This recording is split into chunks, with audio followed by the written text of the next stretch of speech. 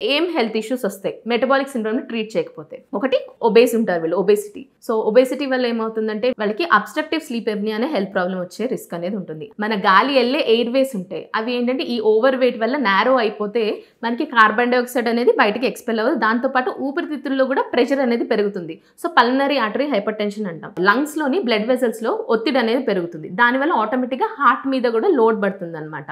So right heart failure ఇవన్నీ అయ్యే risk అనేది ఉంటుంది. హై కొలెస్ట్రాల్ లెవెల్ వల్ల అండ్ హై బ్లడ్ ప్రెషర్ వల్ల మన హార్ట్లోని బ్లడ్ వెజల్స్లో ఒత్తిడి పెరిగి ఆ కొలెస్ట్రాల్ మళ్ళీ క్లాట్స్ లాగా ఫామ్ అయ్యి వీటన్నిటి వల్ల కూడా హార్ట్ ప్రాబ్లం వచ్చేది. అట్లాగే మెదడులో అయితే స్ట్రోక్ వచ్చే రిస్క్ అనేది ఉంటుంది. హై ట్రైగ్లిసరైడ్స్, ఇన్సులిన్ రెసిస్టెన్స్ వలన మన లివర్లో ఫ్యాట్ అనేది పేరుకుంటుంది. సో ఇది కానీ ట్రీట్ చేయకపోతే లివర్ సిరోసిస్లోకి వెళ్ళి ఫెయిల్యూర్ అయ్యే రిస్క్ అనేది ఉంటుంది. పీసీఓడి మామూలుగా ఫీమేల్స్లో ఉంటుందన్నమాట. అండ్ ఇంకొకటి ఏంటంటే యూరిక్ యాసిడ్ లెవెల్స్ అనేవి కూడా ఎక్కువ ఉంటాయి ఈ మెటబాలిక్ సిండ్రోమ్ ఉన్న వాళ్ళకి.